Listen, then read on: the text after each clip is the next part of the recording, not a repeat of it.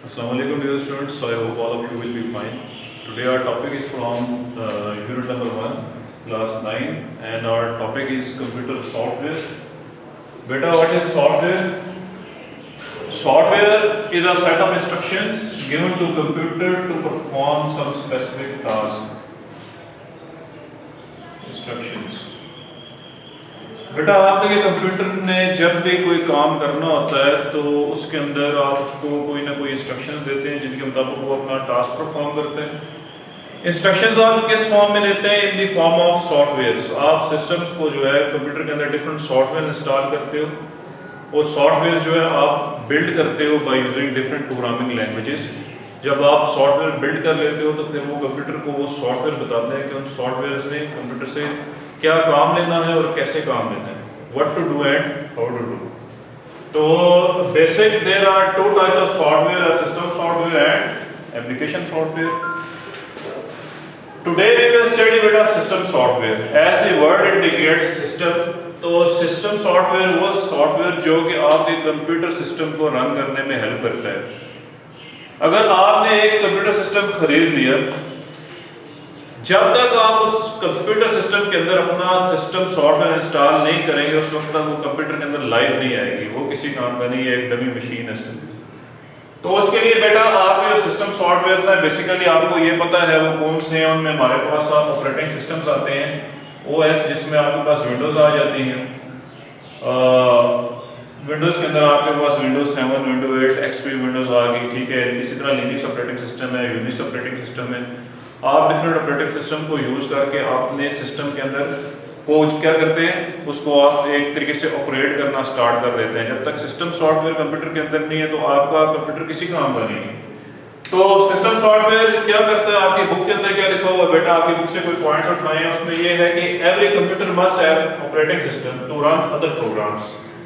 अगर आपने कंप्यूटर के ऊपर डिफरेंट प्रोग्राम्स को रन करना है, सपोज आपने अगर कंप्यूटर के अंदर कोई गेम इंस्टॉल करनी है, एमएस ऑफिस, एमएस वर्ड का सॉफ्टवेयर इंस्टॉल करना है, दुनिया का कोई भी एप्लीकेशन सॉफ्टवेयर इंस्टॉल करना है, उसको इंस्टॉल करने से पहले बेटा आपको अपने सिस्टम के अंदर ऑपरेटिंग सिस्टम जरूर इंस्टॉल करना होगा। क्योंकि ऑपरेटिंग सिस्टम क्या है, जो आपके दूसरे प्रोग्राम्स को रन करने में हेल्प करता है। बेटा देखो मैं आपको एग्जांपल देता हूं कि ये मेरे पास बेटा कंप्यूटर का हार्डवेयर है, this is my computer hardware. Hardware बेटा क्या है, hardware is the physical part of computer.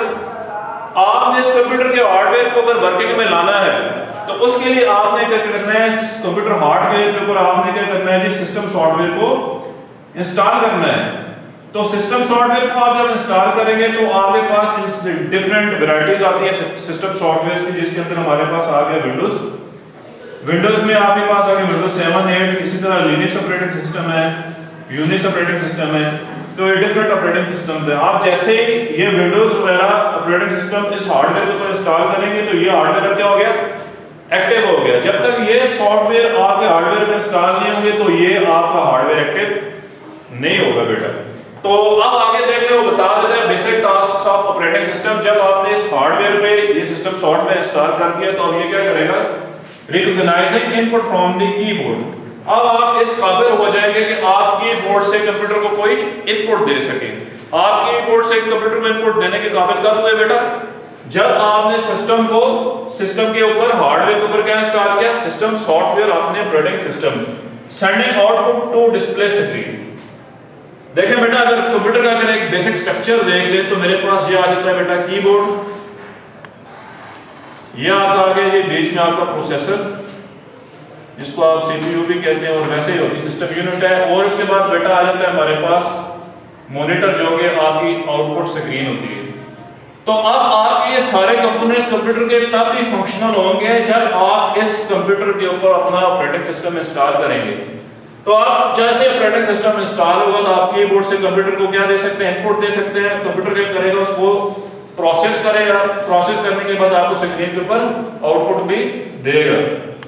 फिर बेटा क्या है, keeping track of files and directories on the disk. इससे मुराद ये बेटा कि सपोज आपके कंप्यूटर के अंदर ये एक डी ड्राइव बनी हुई है, ड्राइव्स बनी होती है ना कंप्यूटर के अंदर, ड्राइव डी ई एफ इस तरीके से। तो आप इन ड्राइव्स के ऊपर डिफरेंट डायरेक्टरीज मतलब फोल्डर्स वगैरह बना सकते हैं और इन फोल्डर्स के अंदर बेटा आप डिफरेंट फाइल्स वगैरह को भी स्टोर कर सकते हैं। ये कब पॉसिबल हुआ, जब आपने अपने सिस्टम के अंदर सिस्टम सॉफ्टवेयर कंप्यूटर के अंदर सिस्टम सॉफ्टवेयर इंस्टॉल किया, फिर उसके बाद आता है 4 point controlling peripheral devices such as disk drives and printers. अब आपने जैसे कंप्यूटर के ऊपर अपना सिस्टम सॉफ्टवेयर इंस्टॉल किया तो आपके कंप्यूटर के साथ जितने भी डिवाइसेस अटैच होंगे, जितने भी कंप्यूटर के कंपोनेंट्स अटैच होंगे, बेटा सिस्टम सॉफ्टवेयर क्या करेगा, उन कंपोनेंट्स को एक्टिव कर देगा। अब ये कंपोनेंट इस काबिल हो जाएंगे कि कंप्यूटर के साथ डिफरेंट फंक्शंस को, डिफरेंट प्रोग्राम्स को एग्जीक्यूट कर सकें।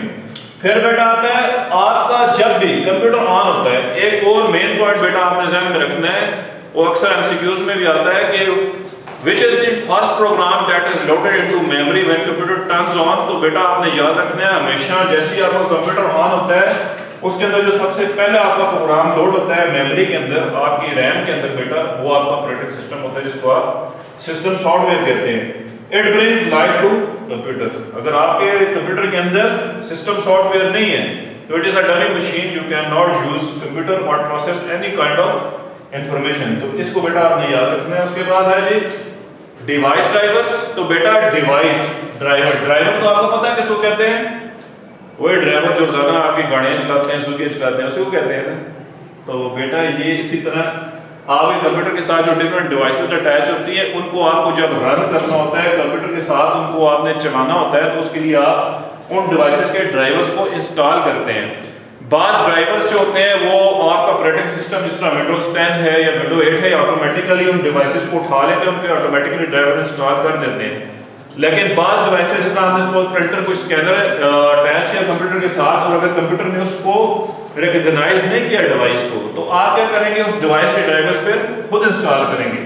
तो it controls a particular device attached to the computer, वो जो मैंने आपको बताया जिस तरह डिफरेंट एक्सटर्नल डिवाइसेस होती हैं। फिर आता है बेटा यूटिलिटी प्रोग्राम्स।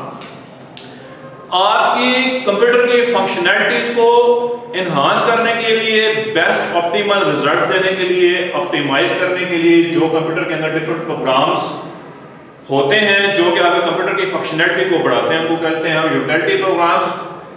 जिस तरह देखो utility program that perform a specific task related to management of computer. देखो जितने भी आप कंप्यूटर के टास्क, डिफरेंट फंक्शंस को अगर आप के मैनेज हो रहे हैं, उनको मैनेज करने के लिए जो है डिफरेंट प्रोग्राम्स जो यूज हो रहे होते हैं वो यूटिलिटी प्रोग्राम्स होते हैं। इसमें आपके कंप्यूटर फंक्शंस परफॉर्म कर रहा है, वो फंक्शन प्रॉपर परफॉर्म करे, उससे आप जो रिजल्ट चाह रहे हैं आपको वही रिजल्ट परफॉर्म करके दे। तो इस चीज को भी कंट्रोल करने के लिए सिस्टम के अंदर प्रोग्राम होता है जो आपको अपने एक्यूरेट रिजल्ट्स फाइंड करवा के देता है। तो वो आपके पास यूटिलिटी प्रोग्राम होता है, आपके रिसोर्सेज को कंट्रोल करता है। जिस तरह आपके कंप्यूटर के साथ प्रिंटर अटैच है, स्कैनर अटैच है, कोई भी चीज अटैच है, तो उस रिसोर्स को पर्टिकुलरली कंट्रोल करना, उसको कंट्रोल ऑपरेटिंग सिस्टम के साथ रखना, ये काम भी आपका किसका है जी, यूटिलिटी प्रोग्राम्स का है।